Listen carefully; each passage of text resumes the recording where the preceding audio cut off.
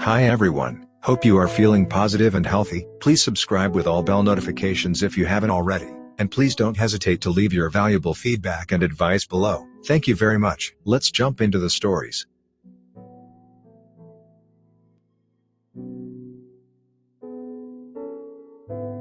My 28M, pregnant wife, 26F, cheated on me and I don't know what to do. My 28 years old male, pregnant wife, 26 years old female, cheated on me and I don't know what to do. We married 2 years and she got pregnant 5 months ago. I was really excited for her, and then I found out in a group chat, in which I was accidentally added to, was that she was making excuses about going to do errands just so she can sleep with one of the guys in the chat. I was heartbroken. When I confronted her, after she initially denied, I showed her the evidence and she confessed she had seen him starting 2 months ago. I really wanted a divorce back then, but now she is pleading for me to stay for our child. What should I do? Also, I put an update in the comments.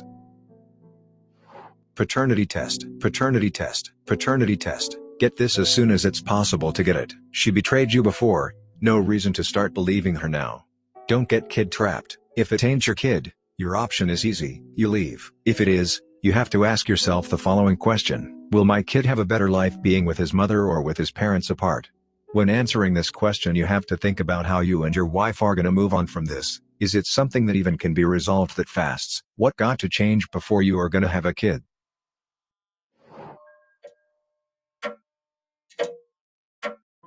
Update. You all gave some great advice. I set up an appointment for tomorrow with a very respected lawyer and we intend to order a paternity test if she doesn't agree to one. I'm not signing anything about me being aren't until I know for sure the kid is mine. Thank you all so much.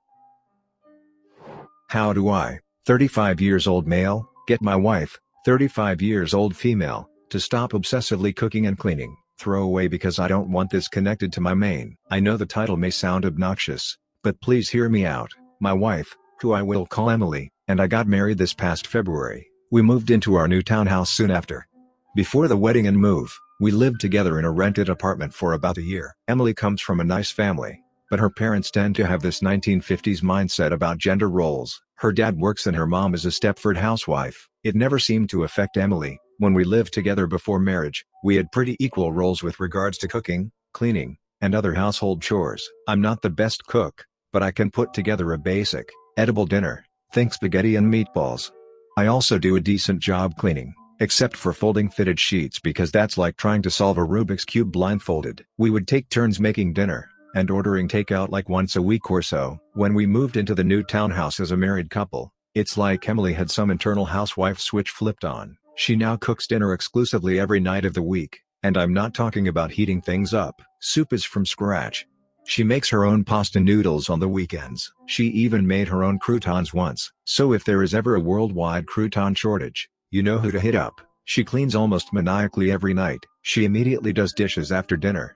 Each night, in addition to the routine cleaning/straightening up she does, there is a specific chore: laundry one night, deep clean the bathrooms the next, and so on. We had a clean apartment, but now it's like I'm living in a Windex commercial. We both work full-time. I work for a law firm. While lawyers are essential is beyond me, and she works in the healthcare industry, think hospital administration. The problem is that she won't let me help with any of these advanced daily chores.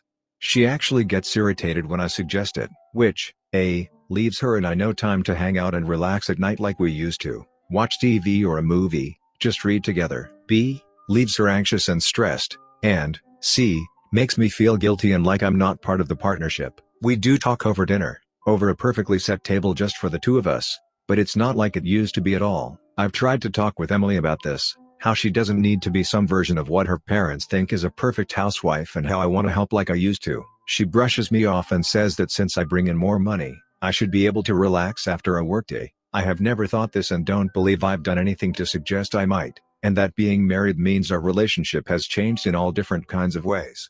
I even told her that sometimes I just want a pizza delivered and not a 3-course meal. This is met with silence. Emily's exhausted. She should be. She's hand-washing our wedding dishes at like midnight before she has to go work a full day at the hospital. She is overly anxious when her cleaning schedule gets disrupted. It's making me super frustrated. She's not taking care of herself and I hate coming home to a frantic wife who's constantly thinking about the next chore on her to-do list. Any advice? Sounds like a coping mechanism for anxiety. You said she's in healthcare. Is this due to the pandemic? It might be job-related stress. If she feels like she can't control what's happening and it's getting to her, then she can control what she's doing at home. Maybe have a word with her, and ask her what's wrong. Or you could put your foot down and say you're no longer spending time together. So if all she wants to do is clean, then you're cleaning with her, and whatever she's doing you're doing, and do it for a while. It may be that someone said something to her and she's overthinking it. When I moved in with my BF, people told me it'd be expected to do all the chores now because the BF had me to do it. And I had a couple of people try to convince me he'd dump me if I didn't make sure he was well taken care of.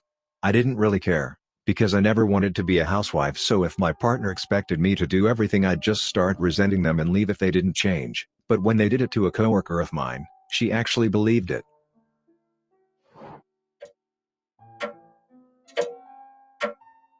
Update: how do I, 35 years old male, get my wife, 35 years old female, to stop obsessively cooking and cleaning? Original post here. Link 1 in description, and up_medium equals web 2x and context equals 3. Link 2 in description, and up_medium equals web 2x and context equals 3. Thank you to everyone who commented. Here's the quick update. We sat down for an actual discussion last Wednesday, instead of my usual offside comments and hurried conversations. The comments prompted me to say something like, "I feel like you've been really anxious these days. Is that where the compulsive cleaning/cooking is coming from? Because it's different behavior from you and I'm concerned." It was far longer than that and full of ums and likes, but that was the drift of it. She choked out a yes and started crying. Now, I have absolutely no idea what to do when someone is crying in my presence. I kind of patted her back with my fingertips and said it's okay 50 times like it was a mantra that would make the tears stop. After my awkwardness was done, I asked her to just to talk to me. Turns out that, yes, she is stressed about the hardships of her job, healthcare. Given the current situation, she is also stressed about whether we should really try to have kids given our ages. We have fertility issues and aren't quite sure if parenting is for us. She is anxious about the pressure from her parents and family to have kids. I told her that I thought therapy would be good for her, and she agreed. I also told her, and I'm not sure this was the best advice, but it seemed to work, that right now, let's just try to be present with each other. We'll deal with things one step at a time. I said I don't want us worrying our days away. Worrying will just take away from today's peace and not tomorrow's issues. I admit I heard that somewhere and I cribbed it, but I also meant it. I think we're in a good spot. She researched and made a telehealth appointment in the very near future with a therapist who specializes in anxiety and OCD. The conversation wasn't magic. She's still stressed cleaning and cooking, although it has calmed down somewhat. I'm determined to communicate more with Emily. Sometimes I can suck at that. You'd think as a lawyer, I'd be decent at communication, but married communication is a different ballgame. In any event, thank you again for the advice and I wish you all the best. Communication is hard for everyone. Good job having an open and honest discussion about it, and taking the first steps for confronting and improving the situation. My wife is a crier. She cries all the times. Stress, movies, pain, frustration, anger, all of it tears. I am now a very experienced crier partner, so let me tell you one thing, apart from the constant "it's okay," which isn't bad, you pretty much nailed it, bud. I sit there with her. If she leans into me I hold her. If she does the head and hands I put a hand on her back. I keep my mouth freaking shut, unless I am asked something or she says something that I should respond to. I just sit there. I comfort her. I don't say crap unless I am asked to, because I used to be a solution provider, and let me tell you friend, that is not what they want. At least my wife needs to feel her feelings, then she talks herself into a plan of action. When my feedback is asked for, only then is it given. Otherwise it's stoic cuddling, or occasional things like "that sucks, that sounds awful, can I make you a tea?" crap like that. In my experience the crying is actually very therapeutic and it's part of the process, so I just let it play out, then ask what I can do to be helpful. I think you did a good job, bud. My mom thinks I'm gay. I'm not. How to convince her? Made an account for this. I told her I wanted to go with her when she gets her hair done, that I wanted to go with her to dye my hair blonde because I thought it would be cool. Then she springs upon me that it's okay if I'm gay, which is surprising because my mom and I are both Catholic and conservative, and she lists reasons why she thinks I am: that I'm always hanging out at my house or my friend's house with this one specific boy, but we're just really good friends, and that I've never talked about or brought home a girl or anything like that. Long story short, the only reason I've never had a GF because I'm not confident with girls and I'm kind of ugly. I need help because it was so awkward. I wanted to die and I've been in my room since. Tell me what to do. If you know you're not gay, then you're not. Don't let her comments make you up because you know you're not gay, right? My family literally wanted to have an intervention for me to tell me it was okay if I was a lesbian. I wasn't. I'm still not. I just had zero interest in dating the guys at my school and I was close with my best friend, which made them think I was gay. I just kept telling them I wasn't and they probably didn't believe me until I started dating a guy and eventually got married to him. 27 years old male, inadvertently hinted to my parents, 58 M&F, that my older brother, 29 years old male, abused me when we were younger. Should I just tell them everything? Since the pandemic started, I've been spending a lot of time with my parents, who I am very close with. We drink and play table games and talk about random crap just like friends. Our conversations have a tendency to get a little out there because my dad and I have no filter. We also have drastically different worldviews, and sometimes I attempt to gently persuade them to accept some of my different perspectives. Well, we were discussing sex positivity and it naturally became a conversation about sex education. Growing up, I never received a talk or any proper sex education outside of these are STDs, so I was basically calling them out for never telling me about anything sex related, and my mom asked me what kind of stuff should they have educated me on. I mentioned that it would have been helpful to have learned about consent, sexual misconduct, and sexual violence. My mom then expresses that she didn't think that needed an explanation, that it's obvious that rape is bad. And yes, that was obvious to me as a child, but rape is not the only form of sexual violence. My parents asked me how it would have been helpful, and I told them it was a bit of a heavy topic and I didn't want to talk about it.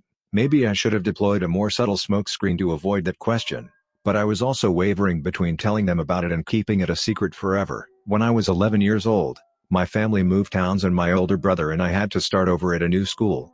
Neither of us coped well with the situation. I struggled to make friends, and my brother, who had a very tight-knit group of friends before we moved, became extremely unhappy. He bullied me relentlessly. It was almost a daily occurrence and it started out small with plain insults and small acts of violence like pushing me or punching me in the gut. Then it escalated.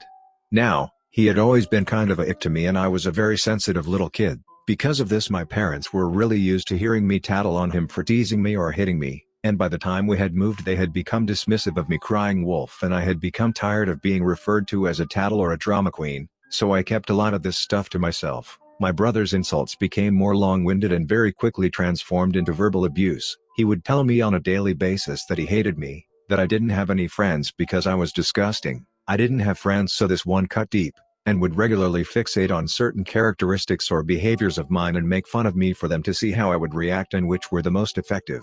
That's when he became very vocal about the size of my penis and began sexually humiliating me.